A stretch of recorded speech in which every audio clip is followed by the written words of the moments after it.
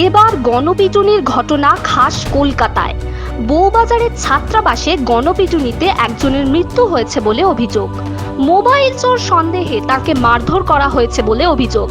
আরও অভিযোগ, হোস্টেলের দোতলায় এই কাণ্ড হয়েছে। এই ঘটনায় ছাত্রাবাসের ভিতর থেকে 15-16 জনকে আটক করে পুলিশ। পরে তাদের মধ্যে 14 জনকে গ্রেপ্তার করা হয়েছে বলে জানা গেছে। পুলিশ সূত্রে জানা গিয়েছে, বৃহস্পতিবার হোস্টেলের এক আবাসিকের মোবাইল ফোন চুরি যায়। থানায় ফোন চুরির অভিযোগ করা হয়েছিল বলে খবর পাওয়া গিয়েছে।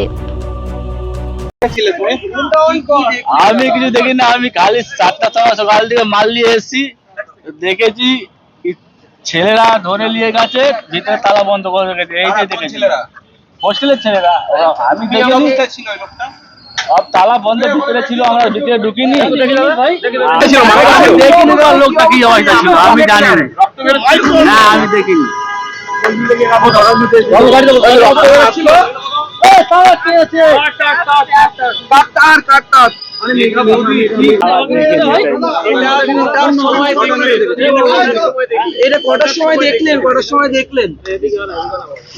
একটা স্টাফ এসে মেডিকেলে সব নিয়ে গেছে, এখন মরে পড়ে আছে মেডিকেলে।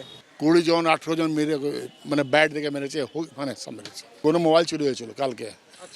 আর ওকে কি জানে, ওকে ধরে নিল, ওখানে গিয়েছিল কি জন্যে।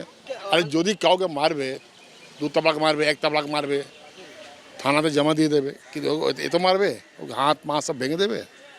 এটা কোনো আইন আছে দাদা? मोटा मोटा डंडा इधर रखा हुआ है।